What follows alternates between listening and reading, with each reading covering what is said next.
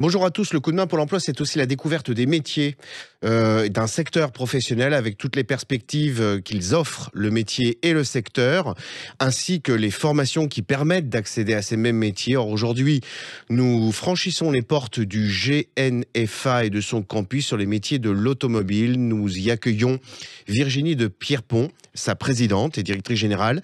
Virginie de Pierrepont, bonjour. Bonjour. Alors, est-ce que vous pouvez nous décrire pour nos auditeurs, afin qu'ils épuisent des informations pour de futures formations, les métiers sur lesquels vous formez, les perspectives, les sorties positives ou pas, les demandes de vos employeurs membres et partenaires? Effectivement, alors le GNFA, Groupement national pour la formation automobile, forme des jeunes aujourd'hui sur 3 métiers. Le premier métier, c'est le vendeur automobile. Le deuxième métier, c'est le conseiller client après-vente. C'est la personne que vous rencontrez lorsque vous allez déposer votre véhicule à l'après-vente pour une réparation ou pour un problème. Mhm. Et ensuite, le dernier métier, c'est le technicien expert après-vente automobile, qui est le technicien aujourd'hui spécialisé dans l'électronique et dans le diagnostic des véhicules. Ces 3 métiers sont des métiers à forte employabilité.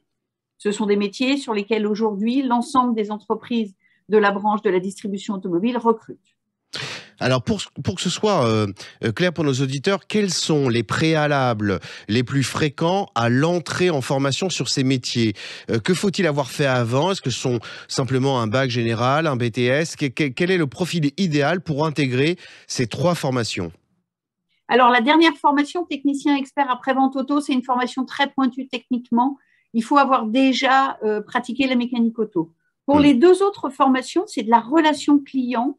Donc, c'est essentiellement des appétences pour la relation client, si possible un niveau bac à bac plus 2 et une expérience dans la relation client, expérience hôtellerie, restauration, est souvent un plus parce que ce type d'expérience permet d'avoir déjà des compétences et des appétences dans la relation client. Et Alors, elle est très, très utile dans ces métiers. oui. Alors, ce qui est très important pour nos auditeurs également, quels sont les équivalents, les formations, les diplômes connexes à ces métiers?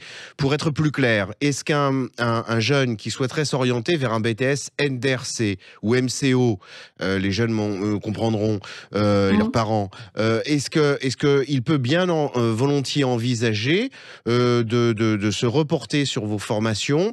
Alors certes, dans une perspective plus resserrée sur le secteur automobile, mais est-ce que ce Mmh. sont là des diplômes qui peuvent être considérés comme des diplômes équivalents? Alors, ce sont des diplômes, aujourd'hui, c'est ce qu'on appelle des diplômes de branche. Ce sont des titres à finalité professionnelle et ces 3 diplômes de branche sont positionnés au niveau bac plus 2.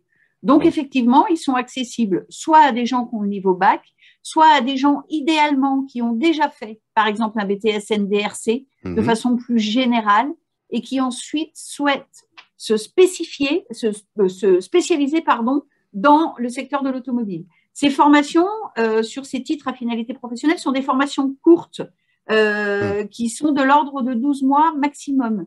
Du coup, elles sont très, très opérationnelles, elles sont en alternance, donc avec une grande part en entreprise. C'est ça qui les rend très employables à la sortie. Virginie Le Pierrepont, mille merci. Nous refranchirons les portes du GNFA sans doute en janvier pour y redécouvrir peut-être plus en particulier l'une de ces 3 formations. Dans l'intervalle, je vous souhaite une très bonne journée.